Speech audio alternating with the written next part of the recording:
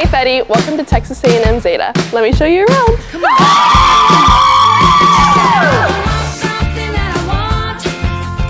This is our foyer. We have lots of our colors, which are turquoise blue and steel gray. And then this is our dining room. We get fed 3 meals a day, every day of the week. Fan favorite would have to be filet mignon. And this is our chapter room.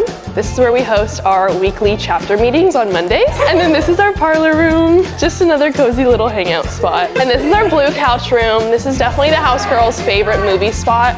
We have a lot of yap sessions and you can always find someone rotting on the couch here. And then this is our study room where a lot of girls like to focus and get their schoolwork done. And now we're upstairs and heading into the bedrooms with the fan favorite flag. All the rooms are for 2 girls and they're honestly the best part of the house. They're so spacious and I think everyone loves them. This is my room.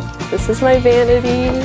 And this is one of our upstairs living rooms. All the morning debriefs take place right here. And then this is our courtyard, which is a super fun place for all of us to hang out. Girls like to eat their meals out here, do homework, and then in the spring we can tan. Thanks for stopping by, Fetii. Gig 'em and go Zeta.